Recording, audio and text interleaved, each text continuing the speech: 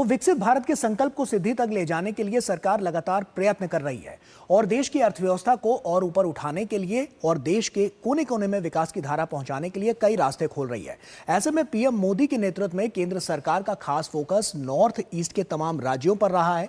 North east के विकास के लिए और वहां रह रहे लोगों के लिए सरकार ने बीते एक दशक में बहुत कुछ किया है और निरंतर यह प्रयास जारी है। और इसी कड़ी में rising north east investor summit का आयोजन हो रहा है और यह उम्मीद जताई जा रही है कि लगभग 4 लाख करोड़ रुपए से ज्यादा के अभूतपूर्व निवेश प्रस्तावों को इस मंच के द्वारा आकर्षित किया गया है, जो पूर्वोत्तर क्षेत्र के आर्थिक परिवर्तन की यात्रा में एक महत्वपूर्ण मील का पत्थर जो है वो साबित होगा। साफ तौर पर आपको बता दें कि जिस तरह से बीते दशक में हमने देखा है कि किस तरह से लगातार जो फोकस रहा है वो पूर्वोत्तर के राज्यों पर रहा है और इसलिए आज का दिन बेहद महत्वपूर्ण है क्योंकि ये मील का पत्थर आगे साबित होने वाला है। कैसे साबित होने वाला है आइए हम आपको बताते हैं और आपको दिखाते हैं कि किस तरह से जो तमाम आंकड़े हैं वो अब की बार क्या कह रहे हैं और कितना अब की बार वहां पर जो बूस्टअप है वो पूर्वोत्तर के जो राज्य हैं वहां पर मिलता हुआ नजर आएगा। दरअसल rising north east investor summit जो 2025 है उसकी आज शुरुआत होगी और यह काफी महत्वपूर्ण इसलिए भी हो जाएगा क्योंकि साफ तौर पर पूर्वोत्तर राज्यों का जो कायाकल्प है उस पर अब जो इन्वेस्टर्स हैं उनका साफ तौर पर फोकस होने वाला है और यह focus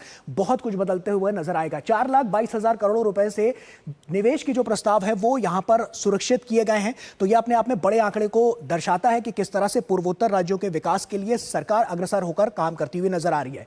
France, Germany, Spain, Poland और इटली सहित 75 देशों की कंपनियां इस समिट में भाग लेंगी जो काफी महत्वपूर्ण हो जाएगा और देश और विदेश की जानी मानी कंपनियां नॉर्थ ईस्ट में बड़ा निवेश करने वाली हैं। तो ऐसे में आप समझ सकते हैं कि नॉर्थ ईस्ट के लिए यह कितना बड़ा अवसर होगा आने वाले समय में उसके इंफ्रास्ट्रक्चर के लिए भी और इसके अलावा जो तो अलग अलग क्षेत्र हैं वहां पर कितना विकास होता हुआ नजर आएगा। एक्ट ईस्ट नीति के तहत समृद्ध संस्कृति, प्राकृतिक संपदा और रणनीतिक स्थिति पर साफ तौर पर फोकस किया जाएगा और इसके अलावा कौन कौन से क्षेत्र हैं वो भी हम आपको बताते हैं। दरअसल पर्यटन, कृषि, खाद्य प्रसंस्करण, वस्त्र, सूचना प्रौद्योगिकी, इंफ्रास्ट्रक्चर, ऊर्जा, मनोरंजन और खेल पर सबसे ज्यादा खास फोकस यहां पर नजर आएगा। और इसके अलावा भी समिट में मंत्री स्तरीय सत्र और कारोबारी बैठकें हैं जो आयोजित की गई हैं और इसके अलावा जो निवेश प्रोत्साहन के लिए राज्य और केंद्र की पहलों की प्रदर्शनी का भी अवलोकन करता हुआ नजर आएगा। तो ये तमाम बहुत बड़े फैक्टर्स यहां पर साबित हो सकते हैं जो पूर्वोत्तर राज्यों के लिए एक विकास की गाथा लिखने में बहुत कारगर साबित होंगे। इसके अलावा ये तो हम आज की बात कर रहे हैं जिससे बहुत बड़ा कायाकल्प होता हुआ नजर आएगा और साफ तौर पर यह मील का पत्थर साबित होता हुआ नजर आएगा। लेकिन इसके अलावा बीते अगर हम एक दशक की बात करें तो यह ऐसा नहीं है कि आज ही फोकस इस पर किया गया है। बीते एक दशक में लगातार इस पर फोकस किया जा रहा था और कैसे कैसे क्या कुछ बदला है, किस तरह से बड़ी बड़ी योजनाएं हैं वो यहां तक पहुंची हैं, आइए उस पर भी एक नजर डाल लेते हैं। क्योंकि मोदी सरकार की प्राथमिकता साफ तौर पर नजर आई है और यह बहुत कुछ कहती है क्योंकि 2014 के बाद से एक्ट ईस्ट पॉलिसी के तहत पूर्वोत्तर को प्राथमिकता दी गई है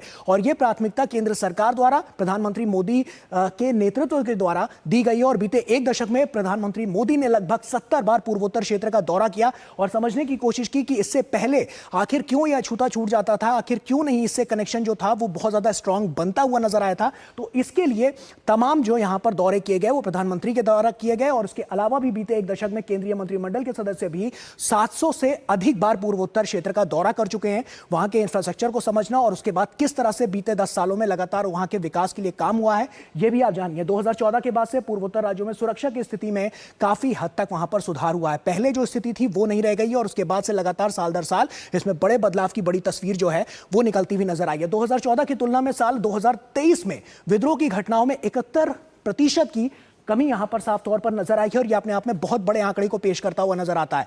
54 केंद्रीय मंत्रालय द्वारा पूर्वोत्तर क्षेत्र के लिए व्यय में लगभग 233% की वृद्धि साफ तौर पर नजर आई है और यह अलग अलग मंत्रालयों के द्वारा यहां पर नजर आई है। इसके अलावा 2025 से 26 तक की अगर हम बात करें तो आप देखिए कि किस तरह से 6600 करोड़ रुपए का यहां पर आवंटन हुआ और यह अभी वित्त वर्ष जो चल रहा है उसकी हम बात कर रहे हैं और यह उससे इतर है जो यह सबमिट हो रही है। उसके अलावा भी लगातार विकास के जो कार्य हैं वो लगातार यहां पर चलते हुए नजर आ रहे हैं।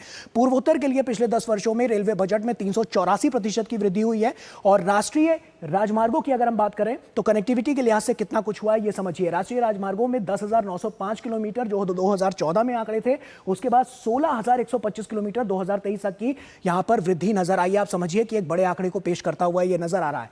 इसके अलावा अगर हम नजर डालें तो देखिए पूर्वोत्तर में मुद्रा योजना के तहत 1 करोड़ से अधिक यहां पर खाते खोले गए जिसका सीधा लाभ लोगों को यहां पर मिलता हुआ नजर आया और इसके अलावा अभी डिजिटली भी अगर हम देखें तो तमाम ऐसे कार्य किए गए हैं जिससे सीधा लाभ यहां के लोगों को मिलता हुआ नजर आया।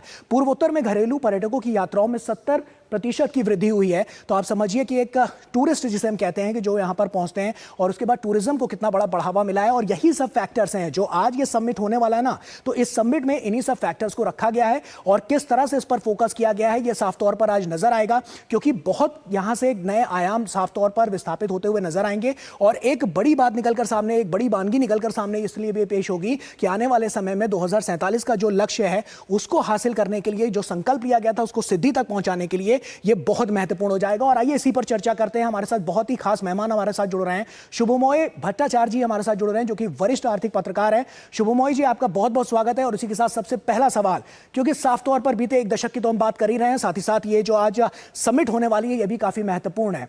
कितना बड़ा बल यहां से मिलता हुआ नजर आएगा पूर्वोत्तर के राज्यों को, वहां के लोगों को और साफ तौर पर वहां की अर्थव्यवस्था को, और इससे जो संकल्प से सिद्धि है 2047 तक वो कितनी कारगर साबित होती हुई नजर आएगी? देखिए, पूर्वोत्तर राज्यों का जो डेवलपमेंट का जो आयाम है जिसके आप जिक्र कर रहे थे, वो अपने आप में काफी अलग से पेश किया जा रहा है जी। और वो इसलिए पेश किया जा रहा है क्योंकि पूर्वोत्तर राज्यों में एक तरफ एक हमारे पास स्किल्ड रिसोर्स की हम जब बात करते हैं उसकी कमी नहीं है। पूर्वोत्तर राज्यों में लोगों का स्किलिंग, ट्रेनिंग ये काफी हद तक आगे बढ़ चुका है सरकार के बहुत सारे एक चेष्टा की वजह से। लेकिन पूर्वोत्तर राज्यों में एक सबसे बड़ी जो चैलेंज आ जाती है वो ये है कि कनेक्टिविटी को लेकर भारत सरकार काफी इस पर अध्ययन किए हैं, काफी इस पर बहुत सारे बिंदुओं को साथ में कनेक्ट लाने की कोशिश किए हैं।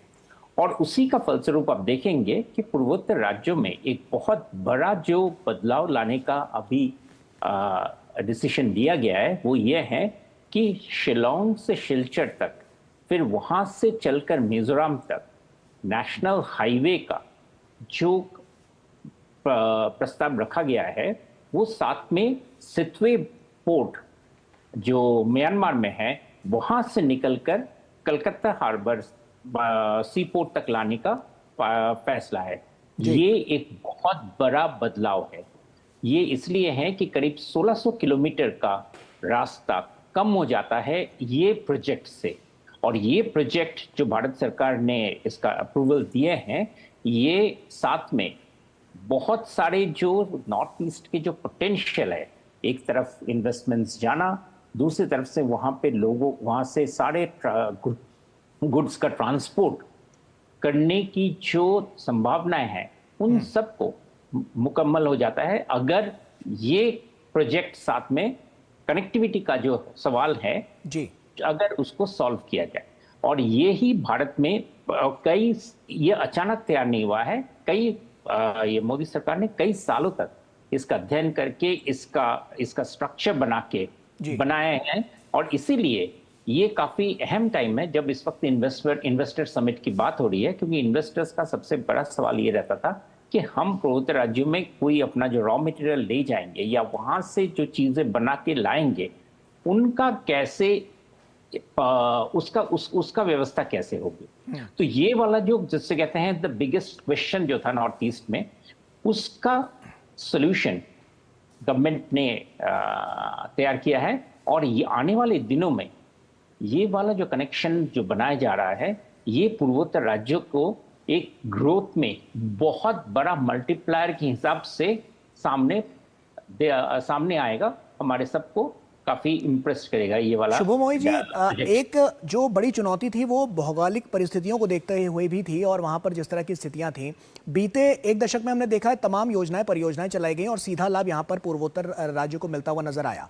हम आज के समिट में देख रहे हैं कि जो वर्ल्ड फोरम की जब हम बात करते हैं तो वहां से बड़े बड़े इन्वेस्टर्स यहां पर आ रहे हैं और साफ तौर पर इसमें यहां पर इन्वेस्ट करते हुए नजर आएंगे। वहां पर इंफ्रास्ट्रक्चर के लिहाज से, उसको डेवलप करने के लिहाज से उनके सामने किस तरह की चुनौतियां हो सकती हैं, पहली बात। और दूसरा, किस तरह से वो जो नया कायाकल्प करते हुए नजर आएंगे उसका सीधा फायदा यहां की व्यवस्था, अर्थव्यवस्था पर पड़ेगा और देश की अर्थव्यवस्था पर पड़ेगा। बिल्कुल, तो जिसका हम बात कर रहे थे कि हम जिस प्रोजेक्ट की बात कर रहे हैं कनेक्टिविटी ब्रिज, ये पूर्वोत्तर राज्यों के लिए एक बहुत बड़ा इंफ्रास्ट्रक्चर का स्टेप है, क्योंकि ये पूरे राज्य, पूरा उन 7 सिस्टर्स का जो कनेक्शंस बन जाता है आपस में और भारत के दूसरे राज्यों के साथ। क्योंकि अगर जब वो सितवे से निकल के आके जब सी रूट इस्तेमाल करके भारत के किसी भी प्रदेश में, कलकत्ता की बात किए हैं, उड़ीसा में, वाइजैक, आंध्र प्रदेश में, यहाँ तक कि चेन्नई तक, इन सारी चीजों को ले जाना एक सरल और सुगम रास्ता बन जाता है। तो ये तो है पहली बात। दूसरी बात यह है कि नॉर्थ ईस्ट सिर्फ भारत के साथ ही कनेक्शन नहीं, हम जब एक्ट ईस्ट की बात कर रहे हैं तो एक्ट ईस्ट में थाईलैंड, सिंगापुर, मलेशिया, इन सभी देशों के साथ हमारे जो ट्रेड लिंकेजेस हैं, उस ट्रेड लिंकेज को सही करने के लिए, उस ट्रेड लिंकेज को बढ़ावा देने के लिए नॉर्थ ईस्ट का डेवलपमेंट बहुत ही जरूरी है। तो इस तरफ भी अगर हम देखें तो हमारा ये जो लिंकेज की, कनेक्टिविटी की जो हम प्रयास किए हैं और काफी हद तक ये बन चुका है। आपको पता होगा कि सितवे पोर्ट फॉर इंस्टेंस हम लोग ऑलरेडी पिछले साल से वो गुड्स लेना शुरू कर दिया है, वहां पे सामान आ रहे हैं, एक्सपोर्ट इंपोर्ट दोनों हो रहा है, और वो भारत का है क्योंकि भारत वो टर्मिनल चलाते हैं। वहां से लेकर जो Kaladan multi modal transport linkage जो हम बनाए हैं, जो सीधा थाईलैंड के लिए अभी अग्रसर हो रहा है, ये भारत के लिए एक और बहुत बड़ा कनेक्शन का एक माइलस्टोन बन जाता है। बिल्कुल शुभमोई जी, इसी से जुड़ा हुआ सवाल है, क्योंकि जब हम लोकल टू ग्लोबल मार्केट की बात करते हैं, तमाम इन्वेस्टर्स वर्ल्ड फोरम से यहाँ पर पहुंचेंगे और साफ तौर पर लोकल टू ग्लोबल जो हम देख रहे हैं कि वहाँ पर वन डिस्ट्रिक्ट वन प्रोडक्ट तो हम पूरे देश में देख रहे हैं कि अलग अलग जगह पर चलाया जा रहा है, लेकिन ऐसे में हर राज्यों की अपनी एक संस्कृति है, एक वहाँ की कला है, उसको किस तरह से और ज़्यादा उजागर करना और वर्ल्ड फोरम पर उसको लेकर आना, ये कितने बड़ा हम कह सकते हैं माइलस्टोन साबित होगा? बहुत ज़्यादा। और साथ में अगर आप देखें कि अगर SIDBI, small industries development bank of India का जो काम है, उसका एक बहुत बड़ा सेगमेंट रहता है नॉर्थ ईस्ट के प्रोडक्ट्स को बाकी सारे मार्केट्स में ले आना। और नॉर्थ ईस्ट के प्रोडक्ट्स बहुत ही इम्प्रेसिव रहते हैं, इस बारे में लोगों को अभी बहुत अच्छी तरह पता चल गया है कि कितने तरीके के प्रोडक्ट्स आते हैं। बट मैं फिर से वही बड़े इंडस्ट्रियलिस्ट की जिसका आप जिक्र कर रहे थे, वो जब आ रहे हैं वो देख रहे हैं बिग इंडस्ट्रीज का डेवलपमेंट। और बिग इंडस्ट्रीज के डेवलपमेंट में एक बहुत बड़ा प्रोजेक्ट जो हमारे सामने आया है, वो है नॉर्थ ईस्ट में सेमीकंडक्टर का जो प्रोजेक्ट असम में अभी शुरू किया गया है, जो अभी चल रहा है, और वो जिसका प्रोडक्शन अगले साल होने की बहुत ज्यादा संभावना है। और उसकी जो पूरी उसकी प्रोजेक्ट इकोसिस्टम जो बनाया जा रहा है, वो हमारे लिए बहुत सिग्निफिकेंट है। बिल्कुल, और यही सेमीकंडक्टर को लेकर ही हमने देखा है कि जो स्टार्टअप इकोसिस्टम है उसको भी बहुत ज्यादा बढ़ावा मिलता हुआ नजर आ रहा है। क्या वहां भी नए नए इनोवेशंस देखे जाएंगे? क्योंकि साफ तौर पर जब यहां पर इन्वेस्ट होगा 4 लाख करोड़ से ज्यादा का इन्वेस्ट अपने आप में बहुत बड़े आंकड़े को पेश करता हुआ नजर आता है, तो स्टार्टअप इकोसिस्टम को कितना बड़ा बूस्ट मिलता हुआ नजर आएगा? और इसी स्टार्टअप इकोसिस्टम को बढ़ावा देने के लिए आप देखेंगे कि नॉर्थ ईस्ट में सरकार ने एक बहुत बड़ा पहल किया है, वो है हाई लेवल एजुकेशनल इंस्टीट्यूशंस का इस गठन। वहाँ पे आईआईटी गुवाहाटी, आईआईएम और दूसरे सारे प्रतिष्ठान, तकनीकी प्रतिष्ठान हायर एजुकेशन देने के लिए वहाँ पे उनका जाल बिछाया जा रहा है।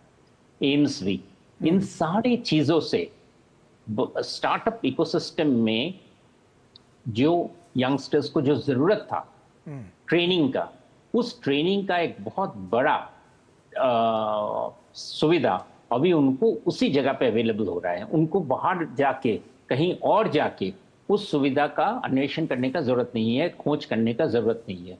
तो ये एक बहुत सिग्निफिकेंट डेवलपमेंट है। साथ में आपको पता चलेगा कि वहां पे नर्सिंग के ऊपर बहुत बड़ा ट्रेनिंग सिस्टम बनाया गया है। ये आसियान कंट्रीज में नॉर्थ ईस्ट से नर्सेस ट्रेन करके, इसके अलावा भी अगर हम देखें शुभमोई जी, तो ग्रीन एनर्जी पर भी खास फोकस रह सकता है, क्योंकि साफ तौर पर इसकी भी बात निकलकर सामने आई है कि इस क्षेत्र में भी बहुत बड़ा इंप्लीमेंट देखने को मिल सकता है, क्योंकि नेचर के बहुत करीब है। अगर हम नॉर्थ ईस्ट को देखें तो वहां पर ग्रीन एनर्जी को बढ़ावा मिलना ये कितना बड़ा कारगर साबित होगा? क्योंकि वर्ल्ड फोरम पर हम देख रहे हैं ग्लोबल वार्मिंग की जिस तरह की बात नजर आती है, तो उसके लिए यहाँ पर अगर ग्रीन एनर्जी को बढ़ावा मिलेगा, साफ तौर पर उसका जो असर है वो वर्ल्ड लेवल पर भी नजर आएगा बहुत सारा। साथ में क्लीन एनर्जी के बहुत सारे चीजें का जो शोध चल रहा है, उस पर जो बहुत सारे डेवलपमेंट्स की बात चल रही है, उसके लिए नॉर्थ ईस्ट एक बहुत प्रशस्त जगह है। जी। साथ में हम देखेंगे बहुत सारे क्रिटिकल मिनरल्स की हम जो बात कर रहे हैं, उन सभी क्रिटिकल मिनरल्स की खोज और उन सभी क्रिटिकल मिनरल्स का इस्तेमाल के मामले में भी नॉर्थ ईस्ट के कई सारे राज्यों में बहुत सिग्निफिकेंट कामकाज चल रहे हैं। आपने स्पोर्ट्स की बात की है, स्पोर्ट्स इंडस्ट्री जी। और स्पोर्ट्स में बहुत सारे नए नए इन्वेस्टमेंट्स और नए आइडियाज और नए एंटरप्राइजेस वहां पे तैयार हुए हैं। जी। अगर आप कभी, अगर मैं वहां पे कई बार घूम चुका हूं, अगर वहां पे अगर आप असम से लेकर शिलोंग और आगे चलकर नागालैंड, अरुणाचल प्रदेश, इन सभी राज्यों में आप देखेंगे कि बहुत तरह का नए एंटरप्राइजेस, जी। सस्टेनेबल एंटरप्राइजेस का वहां पे एस्टेब्लिश किया गया है। निश्चित तौर पर, और ये जो एस्टैब्लिशमेंट है ये तमाम हमने देखा है कि अलग अलग क्षेत्रों में किया गया है, और इसीलिए पूर्वोत्तर को जो है मुख्य धारा से तो साफ तौर पर जोड़ा ही गया।